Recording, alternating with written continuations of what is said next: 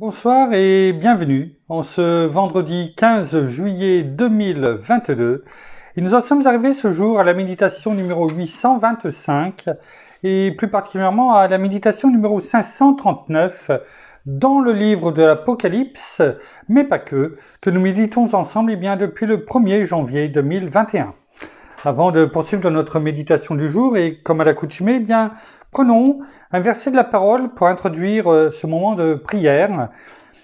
Ce jour, aujourd'hui, dans le livre des Proverbes, chapitre 15, au verset 10, et dans la version Parole de vie, il est écrit « Celui qui abandonne le bon chemin sera sévèrement puni.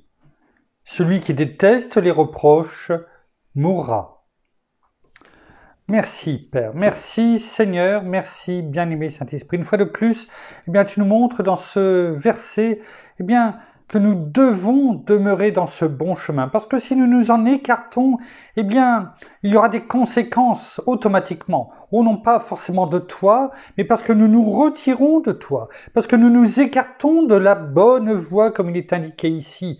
Et s'écarter de la bonne voie, c'est comme si nous sortions alors qu'il fait nuit, qu'il n'y a plus de lumière, ou cette image que nous avons tellement reprise, régulièrement, en tout cas que nous reprenons régulièrement, c'est comme si que dans la nuit, nous éteignions nos phares de la voiture et que nous pensons, alors qu'il n'y a plus aucune lumière, arriver à bonne destination. Forcément, il y aura des conséquences. Forcément, il y aura des incidents, des obstacles. Alors, sachons, parce que c'est ceci que tu nous dis dans ce verset, tu nous exhortes à revenir, à demeurer sur le bon chemin pour notre bien. Alors que cela, nous l'entendions, que nous l'écoutions, que nous le gravions sur les tables de notre cœur et surtout que nous mettions en pratique ce que tu nous dis encore ce soir, que ceci soit pour ta gloire, Père, dans le nom de Jésus. Merci, bien-aimé Saint-Esprit. Amen. Nous reprenons notre fil rouge dans Apocalypse chapitre 4 et les versets 8 et 9 dans lesquels que nous méditons, qui nous servent de fil rouge depuis maintenant bien longtemps. Nous les reprenons avant de nous replonger avec le peuple d'Israël, Moïse, mais aussi avec Samuel comme nous l'avions vu hier.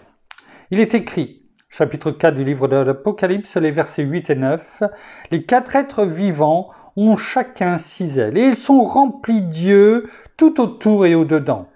Ils ne cessent de dire jour et nuit, Saint, Saint, Saint est le Seigneur Dieu, le Tout-Puissant, qui était, qui est et qui vient. » Verset 9, « Et quand les êtres vivants rendront gloire et honneur et action de grâce à celui qui est assis sur le trône, à celui qui vit au siècle des siècles. » Bien sûr, nous le savons, il s'agit ici de notre Père qui est décrit par l'apôtre Jean dans ce chapitre 4 du livre de l'Apocalypse, mais également, n'oublions pas notre Seigneur qui règne à ses côtés, à sa droite, et à qui tout a été confié par notre Père. Replongeons-nous, dans notamment le livre de Samuel, premier livre de Samuel, le chapitre 8, que nous avons pris pour montrer que finalement, la conscience, ou en tout cas l'état moral du peuple d'Israël, notamment avec Moïse, lorsque Dieu leur donne l'ordre, au travers de Moïse, de monter, d'aller prendre possession du pays, de la terre promise à Abraham et à tous ses descendants. Aïe, c'est à portée de main, il n'y a plus qu'à monter selon l'ordre de l'Éternel. Ce bon pays qui a été tellement décrit de façon majestueuse dans Deutéronome chapitre 8, on peut voir que, l'esprit moral, l'état moral du peuple d'Israël, une fois de plus, n'est pas au rendez-vous. Il est comme le peuple d'Israël sous l'ère du prophète Samuel, lorsqu'ils ont demandé demander un roi. Un roi, parce qu'il ne voulait plus d'un bras invisible. Il voulait, comme les autres nations, il voulait un bras de chair pour les diriger. Et c'est ce que dit l'Éternel à, comment dirais-je, à Samuel. Il leur dit, bien, c'est ce qu'ils veulent, eh bien, donne-leur. Donne-leur. Écoute ce que dit le peuple, donne-leur. Ce n'est pas ce que je veux, moi, l'Éternel, mais c'est ce qu'ils veulent. Et c'est le même, finalement, raisonnement avec, dans le livre des Nombres, chapitre 13, avec Moïse, lorsqu'il dit, allez-y, montez, et que le peuple d'Israël leur demande, demande à Moïse, mais si nous envoyons, des 12 espions, enfin des hommes en tout cas, pour aller voir, explorer le pays, cette terre promise que Dieu veut nous donner, envoyons des personnes pour, comment dirais-je, l'explorer, nous ramener, nous faire un rapport. Alors, on voit bien d'un côté comme de l'autre, ce n'est pas la volonté de notre Père. Sa volonté, c'est de dire, j'ai tout préparé, c'est pour toi, je te le donne. Je te le donne. Mais l'être humain, une fois de plus, que fait-il? Il veut rajouter des choses à ce que Dieu dit. Il veut rajouter, pour peut-être se rassurer, ou pour quelque part avoir toujours la mainmise. Vous avez dirigé les choses. Parce que lorsqu'on ne dirige pas les choses, cela, et c'est le propre de l'être humain, lorsqu'on ne dirige pas les choses, lorsqu'on on ne suit pas les choses par rapport à ce que nous voulons, on commence à perdre pied parce que nous ne voulons pas faire confiance à quelqu'un d'autre que nous.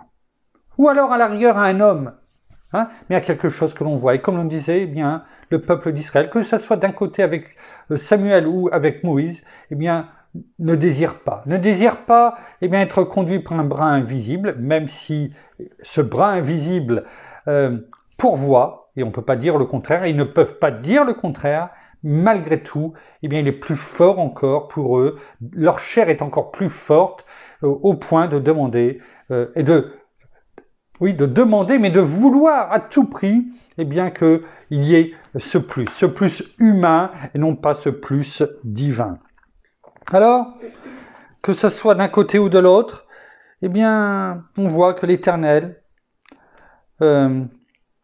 parce que le peuple d'Israël désire, avec Samuel, ressembler aux nations qui les environnaient, c'est ce qui est dit, on veut comme les autres nations, il voulait un roi qui sorte devant eux, pour faire la guerre pour eux. Et ce dit en passant, on peut faire un aparté avec lorsque notre Seigneur Jésus est venu, et le peuple d'Israël, notamment tous ces sommités religieuses qui étaient là, qui avaient le pouvoir, pourquoi en grande partie n'ont-ils pas accepté notre Seigneur comme le roi des rois, comme le Messie qu'ils attendaient? Pourtant ils savaient, ils les connaissaient, bien sûr beaucoup plus que nous encore les Écritures, mais ce qu'ils souhaitaient, ce qu'ils voulaient, finalement c'est ce qu'on vient de dire. Ils voulaient un roi qui parte faire la guerre, qui finalement fasse des nations qui existaient à ce moment-là, un empire. Mais ils ne voulaient pas d'un roi qui prêchait l'amour, de pardonner à son ennemi. Tout cela, ils ne le voulaient pas l'entendre. Et finalement, on s'aperçoit, là c'était avec Samuel, c'était environ 1100 ans, avant la venue, un petit peu plus, 1112 ans, avant la venue de notre Seigneur, mais on voit que, quelle que soit la période, la mentalité n'a pas changé. Et je dirais même encore plus, à l'époque de notre Seigneur, et c'est toujours plus autant aujourd'hui, on s'accroche aux choses visibles, parce que c'est peut-être plus rassurant, parce que, on peut le toucher, mais cela nous mène pourtant nulle part. On s'aperçoit que il suffit de remonter un petit peu et réfléchir sur ce que nous étions peut-être auparavant. Est-ce que nous avions plus? Est-ce que nous avions moins de problèmes, moins de difficultés? Non. Est-ce que nous traversions les tempêtes facilement? Non. Et malgré tout comme le peuple d'Israël dans le désert, tout comme le peuple d'Israël avec Samuel, qui avait encore plus, je dirais, d'expérience, de recul, eh bien, on ne retient que ce qui plaît à la chair, mais on ne se rappelle plus des bénédictions de Dieu, des bienfaits de Dieu. On le chante, cette chanson, cette louange. Compte les bienfaits de Dieu et tu verras. Mets-les devant tes yeux et tu verras qu'ils sont tellement nombreux. Tellement nombreux. Mais est-ce que on le fait? Ne serait-ce que tranquillement, à tête reposée, peut-être le soir, quand on est tranquille, et puis que le bruit du monde au sens large commence à s'abaisser, à se taire, à faire silence. Est-ce qu'on prend ne serait-ce que quelques instants pour réfléchir à tous ces bienfaits, toutes ces interventions divines, d'où nous avons été peut-être sortis, d'où la main de l'Éternel nous a mis un stop, vous savez, comme un barrage. Ne va pas plus loin. Alors bien sûr, on ne l'a peut-être pas entendu, et pourtant, ce barrage a bien été fait, et qui nous aurait conduit à faire tellement d'erreurs, tellement de bêtises. C'est ça la louange, que nous chantons régulièrement, mais malheureusement que nous ne mettons pas en pratique. Alors, Dieu accorde et accède, on va dire, à la demande du peuple d'Israël qui leur demande un roi ici. Un roi. Et c'est ce qu'il dit à Samuel. Va leur dire que j'accède finalement à ce qu'il demande. Mais,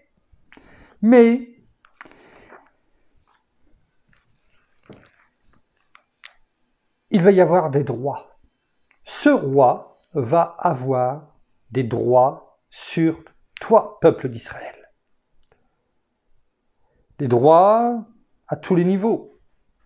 Sur tes enfants, sur tes entreprises, dans le sens les récoltes, sur le travail, sur les taxes. Il va y avoir des droits. Et je vous laisserai aller le lire. C'est allez lire le chapitre 8. Il n'est pas grand, il n'est pas long. Dans 1 Samuel chapitre 8. 1 Samuel chapitre 8. Allez le lire, vous verrez les droits, on ne va pas les prendre. Ils sont déclarés et énumérés du verset 11 au verset 18, 17. Donc vous voyez, verset 11 au verset 17, on voit les droits que l'Éternel a dit à Samuel de venir déclarer et proclamer au peuple. Reprenons ce que l'Éternel a dit à Samuel lorsque le peuple lui demandait un roi. L'Éternel dit à Samuel, écoute la voix du peuple dans tout ce qu'il te dira. Car ce n'est pas toi qu'il rejette, c'est moi qu'il rejette. C'est moi qu'il rejette, pour que je ne règne plus sur eux. Au moment où je vous le lis, ça me rappelle ce qui est écrit dans Luc 10, verset 16. Lorsque la parole nous dit, dans Luc, l'évangile de Luc, chapitre 10, verset 16, « Celui qui vous écoute, m'écoute. » C'est le Seigneur Jésus qui dit ça. « Celui qui vous écoute, m'écoute. Et celui qui vous rejette, me rejette. Et celui qui me rejette, rejette celui qui m'a envoyé. » Vous voyez, que ce soit l'ancienne alliance ou la nouvelle alliance, finalement le message est le même. Notre Seigneur n'est pas venu abolir la loi, mais l'accomplir. La loi est regroupée, mais la loi, même si nous ne sommes plus sous la loi, mais sous la grâce, en Christ Jésus notre Seigneur, c'est une évidence, mais cela ne veut pas dire que, finalement, l'Ancien Testament, on peut le jeter au feu. Il est inclus. Il est dans la nouvelle alliance. Verset 8, ils agissent à ton égard, c'est l'Éternel qui parle à Samuel, ils agissent à ton égard comme ils ont toujours agi depuis que je les ai fait monter d'Égypte jusqu'à aujourd'hui. Rien de nouveau sous le soleil, comme dit l'Ecclésiaste. Ils m'ont abandonné. Pour faire quoi? Pour rendre un culte à d'autres dieux, avec un petit d. Maintenant donc, écoute leur voix, mais avertis-les solennellement et fais-leur connaître les droits du roi qui régnera sur eux. Il y a des droits, il y a des devoirs. Samuel, verset 10, redit toutes les paroles de l'Éternel au peuple qui lui demandait un roi. Ensuite, vous avez les 11 à 17, eh bien, tous ces droits. Et au verset 18, qu'est-il écrit? Eh bien, ce jour-là, vous crierez contre votre roi que vous vous serez choisi. Pourquoi? Parce que ça n'a pas changé aujourd'hui. C'est comme quand on choisit un président de la République. Il y a beaucoup, quelquefois, qui sont pour. Et puis, peu de temps après, on voit, notamment aujourd'hui dans les réseaux sociaux, eh bien, ces personnes qui ont voté pour et qui sont en train de critiquer. Et finalement, on s'aperçoit que 3000 ans avant, les choses étaient déjà comme cela. Et Dieu les avait avertis. Dieu les avertit déjà. Vous crierez contre votre roi que vous vous serez choisi, mais ce jour-là, l'Éternel ne vous répondra pas. Pourquoi? Parce qu'il ne nous aime plus? Non. Parce que c'est notre choix, et donc c'est les conséquences de notre choix. Sinon, eh bien, on pourrait dire c'est Dieu qui choisit, qui fait toutes choses, qui choisit pour nous, qui fait tout. Et à ce moment-là, eh bien, on criera quoi? Eh bien, on ne peut rien faire, on n'est pas libre. C'est tellement facile. D'un côté de dire on n'est pas libre, donc donne-nous la liberté.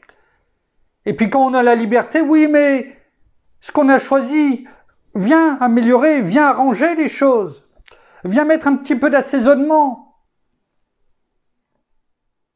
La sauce est trop piquante pour nous, on s'est trompé dans le mélange. Il faut le manger. C'est toi qui as fait ce mélange. C'est toi qui as choisi.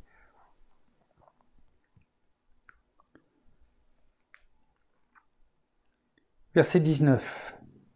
Le peuple, malgré tout cela, malgré tous ces avertissements qui sont donnés, pour notre bien, pour leur bien, par l'Éternel et par le prophète Samuel, tout comme le peuple avec la voix de Moïse. Là, c'est la voix de Samuel, la voix de Dieu au travers de Samuel. C'est la voix de Dieu au travers de sa parole aujourd'hui pour chacun d'entre nous. Tout comme nous l'avons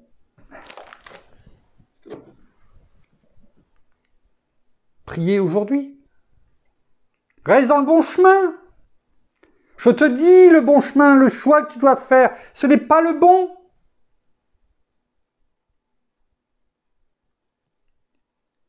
Mais on ne l'écoute pas. Et après, on sera sévèrement puni. Puni par Dieu, puni par notre choix. Quand on va se promener et qu'on ne prend pas le bon chemin, alors qu'on sait que c'est celui-là, mais on veut prendre un raccourci, on va arriver plus vite. Et c'est du vécu. Et puis finalement, on fait des heures de marche, et il arrive même des incidents de parcours. Même si après coup, cela peut être, eh bien, des bons souvenirs, malgré tout. Parce que l'esprit humain garde ses bons souvenirs. Mais il n'empêche que si on retient la leçon, on ne recommence pas. Parce qu'on sait qu'à ce moment-là, ce n'était pas le bon chemin. Et c'est ce que nous dit notre Père. N'abandonne pas le bon chemin, parce que sinon tu seras sévèrement puni, mais avant toute chose par tes choix à toi.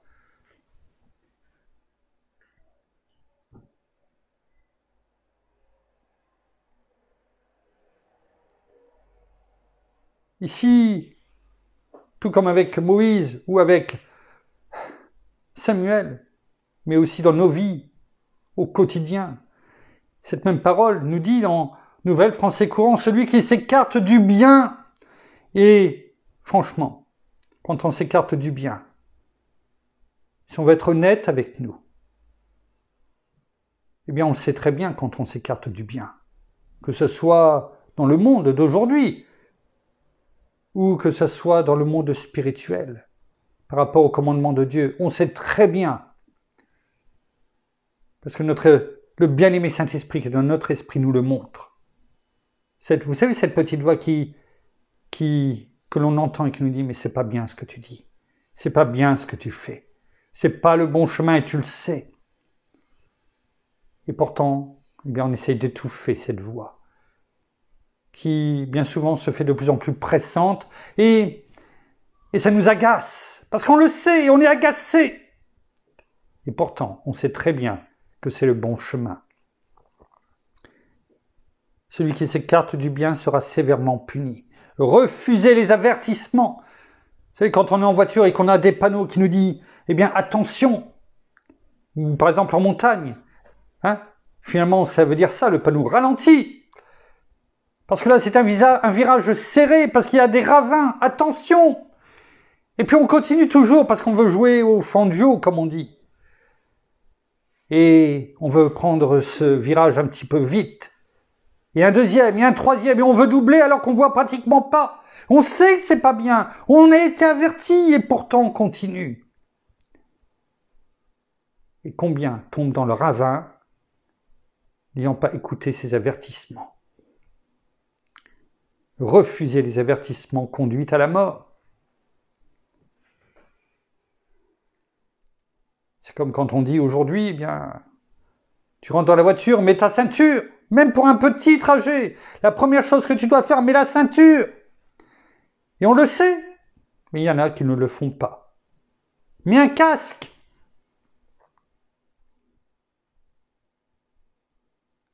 Quand tu es en moto, en mobilette, enfin bon, qu'importe, et tu ne le mets pas. Tu ne tiens pas compte des avertissements, et quand il y a un accident, eh bien cela peut te conduire à la mort. Et ça peut être la même chose tout simplement pour nous spirituellement. On le sait, mais on ne veut pas écouter, on ne veut faire qu'à notre tête, et on veut continuer à vouloir faire nos propres expériences. Et quelque part, au fond de nous-mêmes, on sait que cela nous mènera nulle part. Mais on veut quand même y aller, pour voir. Que de temps perdu. Que de portes fermées que l'on se prend en pleine figure. Tout ça pour finir par revenir à un moment donné au point de départ, et bien souvent des années plus tard.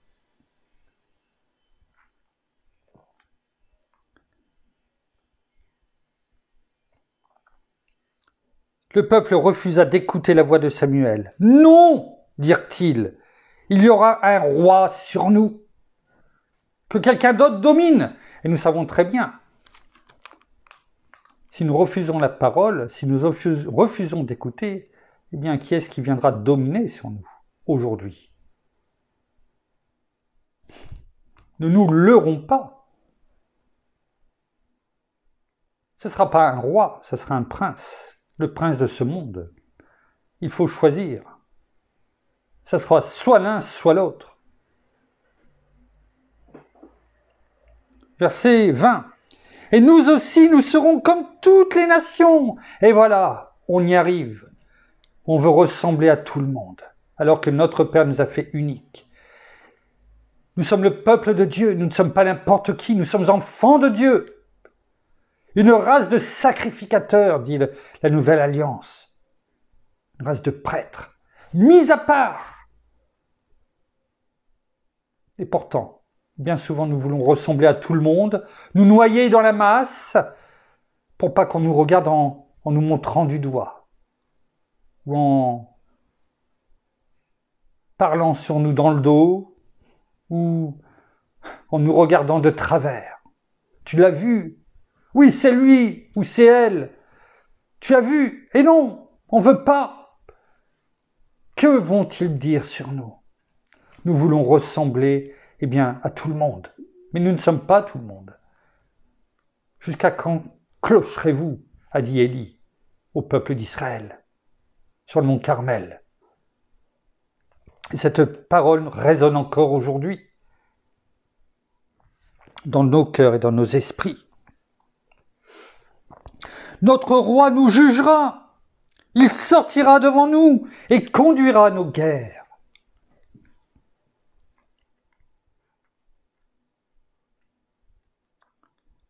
Verset 21. Samuel entendit toutes les paroles du peuple et les redit aux oreilles de l'Éternel. Bien sûr, notre Père avait entendu. Mais vous voyez, ce message, eh bien, il descend et il monte. Au travers de personnes comme là, par exemple Samuel, qui avait été... Bien sûr que notre Père a entendu ces paroles. Mais quelque part, je pense aussi que Samuel, en entendant cela, tout comme Moïse, en entendant le peuple d'Israël, devait être tellement finalement abattu, déçu.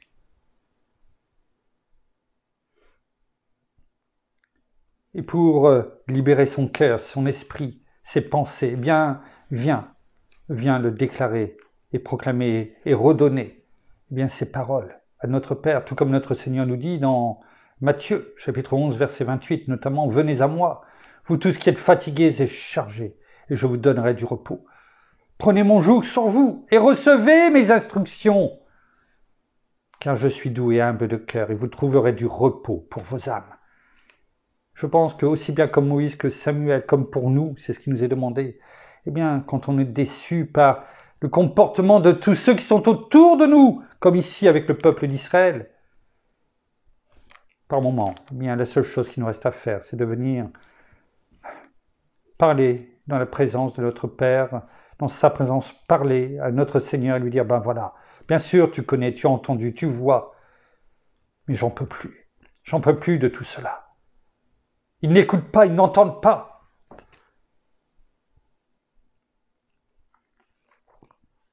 Verset 22, le dernier verset eh bien, de ce chapitre 8 du livre de Samuel, eh bien, l'Éternel dit à Samuel, écoute leur voix. Sous-entendu, laisse-les faire. Ils veulent cela, eh bien, laisse-les faire. Laisse-les prendre ce chemin tortueux. Hein? Rappelez-vous, Proverbe, chapitre 14, verset 2.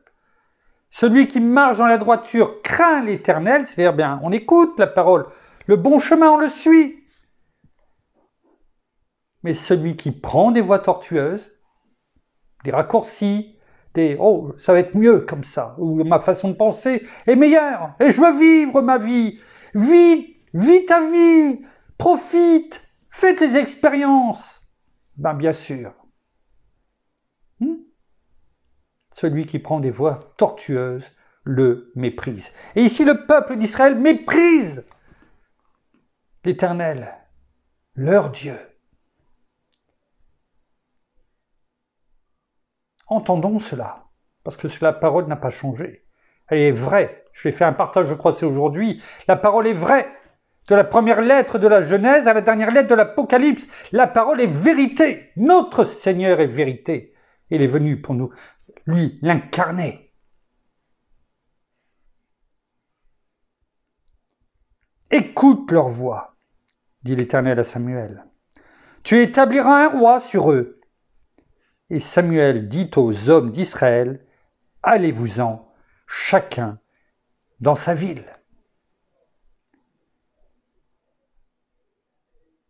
Écoutons ce que la parole nous dit encore aujourd'hui au travers de ce passage. Nous l'avions vu déjà. Nous avions vu que la parole nous disait dans la Nouvelle Alliance, dans le Nouveau Testament, que tout cela, avec le peuple d'Israël, nous est donné comme des exemples, des avertissements, des conseils pour ne pas rééditer les mêmes erreurs. Malheureusement, combien de fois nous rééditons ces mêmes erreurs, ces mêmes fautes, malgré les avertissements. Écoutons et demeurons sur la voie droite. Et si ce n'est pas le cas, si nous avons le sentiment que nous avons pris un mauvais chemin à un moment donné, demandons à notre bien-aimé Saint-Esprit de nous reconduire dans la voie droite, dans le nom de Jésus, et de nous y garder jusqu'au retour de notre Seigneur. Pour ta gloire, Père. Merci, Père. Merci, Seigneur. Merci, bien-aimé Saint-Esprit. Une fois de plus, pour tous tes avertissements, tes conseils au travers de ta parole. Ta parole, tu le dis dans Marc 13, 31.